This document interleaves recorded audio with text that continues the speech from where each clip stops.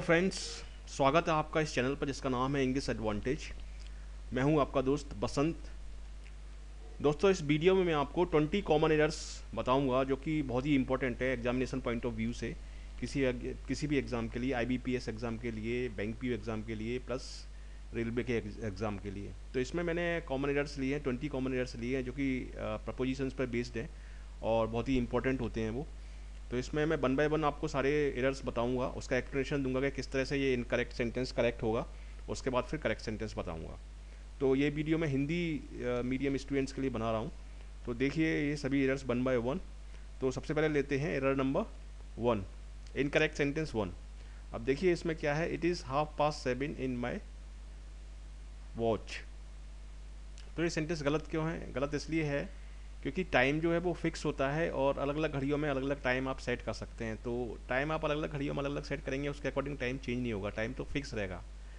तो इसलिए देखिए इसमें मैंने एक्सप्लेनेशन दिया है, time is fixed and it may be set differently in multiple watches irrespective of the real time. मतलब रियल टाइम चाहे कुछ भी हो, आपका घड़ियों में टाइम अलग अलग हो सकता है। Watch is only an instrument by which we are told और informed about time, so use by in place of in. तो इसलिए इस सेंटेंस में हम इनकी जगह बाय यूज़ करेंगे। It is 7:30 by my watch. By my watch मतलब अलग अलग वॉचेज़ में अलग अलग टाइम हो सकता है, इसलिए मेरी घड़ी जो अभी दिखा रही है वो 7:30 दिखा रही है, लेकिन टाइम कुछ और हो सकता है। तो इसलिए इसमें करेक्ट सेंटेंस होगा it is 7:30 by my watch. ठीक है, तो अब आप नेक्स्ट सेंटेंस देखिए, इनकरेक्ट सेंटेंस नंबर 2 देखिए, the poor in the society are look down by the rich. अब देखिए इसमें मतलब है कि जो पुअर होते हैं वो रिच से थोड़ा सा नीची नज़र से देखते हैं, नफरत करते हैं उनसे। तो उसके लिए यहाँ पर जो वर्ड आएगा वो आएगा लुक डाउन अपॉन। ये एक फ्रेजल वर्ब है जो 3 वर्ड से मिलता है, लुक डाउन अपॉन। इसका मतलब होता है नीची नज़र से देखना। तो इसलिए इसमें आएगा the poor in the sentence, the poor in the society are look down upon by the rich. तो इसमें लुक डाउन ना आते हुए इसमें आएगा लुक डाउन अपॉन। तो नेक्स्ट सेंटेंस देखिए, incorrect sentence number 3, my friend is beset by difficulties nowadays. देखिए बिसेट का मीन क्या होता है? बिसेट का मीन्स होता है ट्रबल्ड, और बिसेट के बाद जब डाउट्स आता है तब हम बाय लगाते हैं और डिफ़िकल्टीज आता है तब हम विथ लगाते हैं। तो इसलिए करेक्ट सेंटेंस होगा माई फ्रेंड इज बिसेट विथ डिफ़िकल्टीज। ये होगा इसका करेक्ट सेंटेंस। बिसेट के बाद हम डिफ़िकल्टी अगर आ रहा है तो इसमें हम विथ लगाएंगे। ठीक है, अब नेक्स्ट सेंटेंस देखिए, incorrect sentence number 4, if you have aversion for hard work you can not get success. Aversion दोस्तों हम बोलते हैं डिसलाइक को, और एवर्सन के बाद हमेशा प्रपोजिशंस के फॉर्म में टू आता है। देखिए इंग्लिश में क्या होता है, कुछ पर्टिकुलर वर्ड्स के बाद कुछ पर्टिकुलर प्रपोजिशंस ही आते हैं और वो फिक्स होते हैं, उनको आप चेंज नहीं कर सकते। तो इसलिए इस वर्ड में एवर्सन के बाद आएगा to. If you have aversion to hard work you can not get success. तो इस तरह से होगा। नेक्स्ट सेंटेंस देखिए, next sentence number 5, people in India are now sick with the reservation issue. तो सिक विथ आएगा इसमें और एक आएगा सिक ऑफ। सिक विथ का मतलब होता है मीन्स टू बी इल और हैव अनईजी फीलिंग, और सिक ऑफ का मतलब होता है annoyed too much from something. तो सिक विथ हम जब लगाते हैं जब हम बीमार होते हैं या अनईजी फीलिंग होती है। सिक ऑफ का मतलब है किसी चीज़ से बहुत ज़्यादा परेशान हो जाना या टायर्ड हो जाना। तो यहाँ पर सिक ऑफ का प्रयोग होगा, सिक विथ का प्रयोग नहीं होगा। तो people of India are now sick of the reservation issue. Important sentence है ये, काफ़ी एग्जाम में आ चुका है, तो इसको आप अच्छी तरह से देख लीजिए। नेक्स्ट सेंटेंस देखिए, incorrect sentence number 6, he can not see properly because he is blind to one eye. देखिए दो तरह के एक्सप्रेशन होते हैं, एक होता है ब्लाइंड टू और एक होता है ब्लाइंड इन। ब्लाइंड टू का मतलब है कि आप किसी चीज़ को इग्नोर कर रहे हैं, देखते हुए भी आप इग्नोर कर रहे हैं, उसको देखना नहीं चाह रहे हैं। तो ब्लाइंड टू का मतलब होता है unwilling to accept something bad. For example, he is blind to his son's bad character. लेकिन यहाँ पर हम बात कर रहे हैं कि एक व्यक्ति की एक आँख खराब है, तो इसलिए इसमें हम बोलेंगे he can not see properly because he is blind in one eye. In हम इसलिए लगा रहे हैं because there is a problem in one eye, तो इसलिए हम यहाँ पर लगा रहे हैं इन वर्ड। तो सही सेंटेंस होगा he can not see properly because he is blind in one eye. Next sentence देखिए, people in some villages have fallen victim of dengue fever. तो देखिए या तो आप किसी चीज़ के विक्टिम होते हैं या आप फॉल विक्टिम टू। अगर आप कहीं पर आ रहा है फॉल विक्टिम तो उसके बाद आएगा टू, या फिर you are the victim of somebody. तो इसलिए इसमें आएगा people in some villages have fallen victim to dengue fever, fall victim to. ठीक है, तो इस तरह से यूज़ होगा।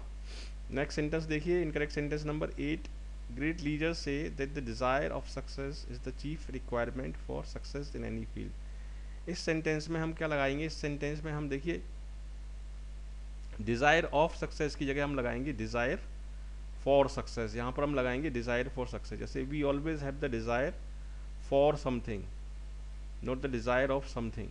तो इसलिए सेंटेंस होगा great leader say that the desire for success, यहाँ पर हम फॉर लगाएंगे, desire for success is the chief requirement for success in any field. देखिए नेक्स्ट सेंटेंस देखते हैं अब। नेक्स्ट सेंटेंस देखिए, इसमें the black cat jumped on the red table. अब देखिए इसमें मूवमेंट हो रहा है, और इसलिए मूवमेंट जब होता है तो हम ऑन की जगह हम अपॉन यूज़ करते हैं। ऑन आता है स्टेबल पोजीशंस के लिए, तो इसलिए इसमें मूवमेंट हो रहा है, तो इसलिए हम इसमें हम लगाएंगे अपॉन। यहाँ पे मैंने एक्सप्लेनेशन दिया हुआ है पूरा, इसको आप पढ़ लीजिए।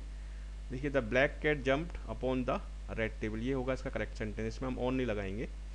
तो इस तरह से ये यूज़ होते हैं प्रपोजिशंस। नेक्स्ट सेंटेंस देखिए, नेक्स्ट सेंटेंस 10,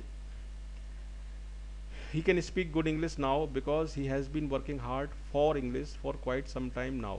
देखिए ये सेंटेंस बहुत इंपॉर्टेंट है, और IBPS एग्जाम में 2 बार आ चुका है ये।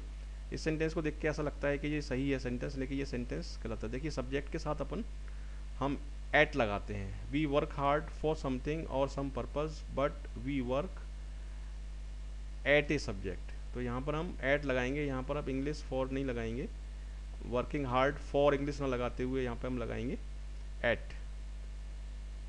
तो सही सेंटेंस होगा he can speak good English now because he has been working hard at English for quite some time now. तो इस तरह से ये यूज़ होते हैं प्रपोजिशंस। नेक्स्ट सेंटेंस देखिए, incorrect sentence number 11, we were thirsty so we walked till the bank of the river. देखिए till use होता है टाइम के लिए, और टू यूज़ होता है पोजीशन या लोकेशन के लिए, किसी स्थान को बताने के लिए टू यूज़ होता है। तो यहाँ पर बैंक ऑफ द रिवर बता रहे हैं हम, इसलिए यहाँ पर टिल ना आते हुए टू आएगा।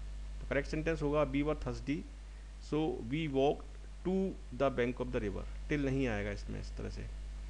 तो मुझे लगता है आपको समझ में आ रहा होगा। नेक्स्ट सेंटेंस देखिए, incorrect sentence number 12, incorrect sentence जितने भी हैं सारे मैंने रेड में लिखे हुए हैं, करेक्ट सेंटेंस ग्रीन कलर में लिखे हुए हैं, तो इससे आपको ये क्लियर हो जाएगा। अब देखिए, after having completed my project I went to play cricket with my friends. दोस्तों इस सेंटेंस में हैविंग कंप्लीटेड जो है, हैविंग कंप्लीटेड का मतलब है after I completed, having completed का मतलब है आफ्टर आई कंप्लीटेड। तो इसमें ये आफ्टर जो वर्ड है ये एक्स्ट्रा है या नीडलेस है, इसमें आफ्टर नहीं आएगा। तो इसलिए इसका करेक्ट सेंटेंस होगा having completed my project I went to play cricket with my friends. बहुत इंपॉर्टेंट सेंटेंस है, काफ़ी एग्जाम में कई बार आ चुका है। इस सेंटेंस को प्लीज़ अच्छी तरह से देखिए आप, और अच्छी तरह से तैयारी करिए। नेक्स्ट सेंटेंस देखिए, incorrect sentence number 13, sales people get incentives beside salary. तो 2 वर्ड होते हैं, एक होता है बिसाइड और एक होता है बिसाइड्स। बिसाइड्स का मतलब होता है इसके अलावा, और बिसाइड का मतलब होता है बगल में। तो यहाँ पर ये वाला वर्ड आएगा बिसाइड्स, जिसका मतलब होता है इसके बगल में। तो sales people get incentive besides salary, मतलब सेल्स पीपल को इंसेंटिव्स के अलावा, सैलरी के अलावा इंसेंटिव्स भी मिलता है। बिसाइड्स का मतलब होता है इसके अलावा, और बिसाइड का मतलब होता है इसके बगल में। तो यहाँ पर बिसाइड नहीं आएगा, बिसाइड्स आएगा। ठीक है, नेक्स्ट सेंटेंस देखिए, sentence incorrect sentence number 4, incorrect sentence number 14, if you want to succeed we should adapt with the changing times. अब देखिए इसमें अडेप्ट कई तरह के, अडेप्ट के स्पेलिंग अलग अलग करके कई 3 वर्ड होते हैं अडेप्ट के। एक होता है ADAPT, एक होता है ADEPT, और एक होता है ADOPT। तो यहाँ पर ये अडेप्ट का मतलब है कि अपने आप को चेंज करना। Adapt means to make yourself suitable, अपने आप को सिचुएशंस के हिसाब से ढालना या चेंज करना। तो इस सेंस में अडेप्ट के बाद हम टू प्रपोजिशन यूज करते हैं। देखिए, if you want to succeed we should adapt to the changing time. तो यहाँ पर हमने टू यूज़ करा है। और एक अडेप्ट और होता है ADEPT अडेप्ट, जिसका मतलब होता है स्किलफुल, और एक होता है अडॉप्ट ADOPT, जिसका मतलब होता है अपनाना। तो यहाँ पर ये अडेप्ट आएगा, अडेप्ट के बाद हम विद ना लगाते हुए यहाँ पर हम लगाएंगे टू। ठीक है, तो इस तरह से ये यूज़ होगा अडेप्ट वर्ड। नेक्स्ट सेंटेंस देखिए, incorrect sentence number 15, Sachin Tendulkar is endowed by outstanding cricketing talent. तो इसमें इंडाउट के बाद हम बाय ना लगाते हुए इंडाउट के बाद लगाएंगे विथ। इंडाउट का मतलब है कि जन्म से वो क्वालिटी उसके अंदर है। अब देखिए, if you have some good quality in you from birth we say you are endowed with it not by it. तो इंडाउड के बाद हम विद लगाएंगे क्योंकि फ्रॉम बर्थ है ये, तो इसलिए इसमें हम विद लगाएंगे। अब देखिए करेक्ट सेंटेंस होगा Sachin Tendulkar is endowed with the outstanding cricketing talent. तो इंडाउड के बाद हम विद प्रपोजिशन का यूज़ करेंगे, बाय का नहीं। तो इस तरह से आप नेक्स्ट सेंटेंस देखिए। Incorrect sentence number 16, Pakistan should avoid meddling over India's internal matters. देखिए इस सेंटेंस में एक चीज़ देखिए कि अवॉइड के बाद मैंने वर्ब की आईएनजी फॉर्म लगाई है। अवॉइड के बाद हमेशा वर्ब की आईएनजी फॉर्म आती है। अवॉइड और एंजॉय इन दोनों वर्ड्स के बाद वर्ब की आईएनजी फॉर्म हमेशा आती है। लेकिन मेडलिंग का मतलब होता है टू इंटरफियर, या किसी चीज़ में ज़्यादा इंटरेस्ट लेना, किसी के पर्सनल अफेयर्स में ज़्यादा इंटरेस्ट लेना। और medal is followed by, medal के बाद आता है या तो विद या इन। देखिए या तो यहाँ विद आएगा या फिर आएगा इन। तो इसलिए इसमें ये ओवर जो वर्ड लगा हुआ है ये गलत है। इसमें होगा Pakistan should avoid meddling with India's internal matters. तो मेडलिंग के बाद यहाँ पर हम विद लगाएंगे या इन लगाएंगे, तब ये सेंटेंस गलत होगा। मेडल का मतलब होता है टू, मेडल का मतलब होता है टू इंटरफियर, या किसी के काम में, किसी के पर्सनल अफेयर्स में ज़्यादा इंटरेस्ट लेना। बहुत इंपॉर्टेंट सेंटेंस है ये। नेक्स्ट सेंटेंस देखिए, incorrect sentence number 13, in my locality most of the people subscribe for the Times of India. देखिए सब्सक्राइब का मतलब होता है किसी चीज़ की, हम किसी मैगजीन या न्यूज़पेपर को हम रेगुलरली पे करते हैं, उसको लेते हैं, तो उसको हम बोलते हैं सब्सक्राइब। लेकिन सब्सक्राइब वर्ड के बाद हमेशा हम टू लगाते हैं, फॉर नहीं लगाते। तो इसलिए करेक्ट सेंटेंस होगा in my locality most of the people subscribe to the Times of India. इस तरह से सब्सक्राइब के बाद हम टू लगाएंगे, फॉर नहीं लगाएंगे।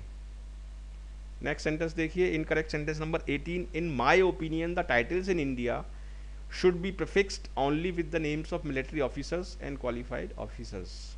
अब देखिए प्रिफिक्स जो वर्ड है इसके बाद हम हमेशा टू लगाते हैं, प्रिफिक्स टू, एड टू। तो इसी तरीके से in my opinion the titles in India should be prefixed only to, यहाँ पर हम टू लगाएंगे ना कि विद, क्योंकि प्रिफिक्स वर्ड आ रहा है, प्रिफिक्स के बाद हम यहाँ पर टू लगाएंगे, prefix only to the names of military officer and qualified doctors. तो ये है किसका करेक्ट सेंटेंस। नेक्स्ट सेंटेंस देखिए, sentence number 19, I am happy that he has agreed with my proposal. तो एग्री का प्रयोग दो तरह से होता है, एग्री विद हम लगाते हैं पर्सन्स के साथ, और एग्री टू लगाते हैं हम थिंग्स के साथ। या प्रपोजल या रिक्वेस्ट यहाँ पर थिंग्स है, तो एग्री के बाद यहाँ पर्सन का प्रयोग नहीं हो रहा है, इसलिए हम टू लगाएंगे इसमें। तो I am happy that he has agree to my proposal. ठीक है, यहाँ पर अगर प्रपोजल की जगह कोई पर्सन होता, कोई व्यक्ति होता, तो हम यहाँ पर विद लगाते हैं, लेकिन ये थिंग है तो इसलिए हम यहाँ पर एग्री टू बोलेंगे, एग्री विद नहीं बोलेंगे। तो ये सेंटेंस इस तरह से करेक्ट हो जाएगा। ये भी बहुत इंपॉर्टेंट सेंटेंस है। नेक्स्ट और लास्ट सेंटेंस देखिए, incorrect sentence number 20, the poor man died from cancer. देखिए डाइड के बाद दो वर्ड आते हैं, एक फ्रॉम और एक कैंसर। फ्रॉम होता है जब डिजीज़ के अलावा किसी और चीज़ से डेथ होती है, जब डिजीज़ से डेथ होती है, किसी बीमारी से डेथ होती है, तो डाई के बाद हम लगाते हैं हमेशा ऑफ। तो यहाँ कैंसर एक बीमारी है, बीमारी से डिजीज़ हो रही है, इसलिए डाई के बाद हम लगाएंगे of. The poor man died of cancer. और अगर यहाँ पर एक्सीडेंट होता तो हम लिखते the poor man died from accident. तो इस तरह से ये डाइड वर्ड यूज़ होता है, बहुत इंपॉर्टेंट सेंटेंस है ये भी। ठीक है, तो इसमें मैंने 20 कॉमन एरर सेंटेंसेस दिए, सारे के सारे ये प्रपोजिशंस के बेस्ड हैं। इस पर इनको आप अच्छी तरह से याद करिए, अच्छी तरह से समझिए इसको। और मैंने ये वीडियो बनाया, यदि आपको पसंद आया तो ज़रूर इसको शेयर करिए, और इस चैनल को सब्सक्राइब करिए जिसका नाम है इंग्लिश एडवांटेज। तो thank you and all the best for your bright future.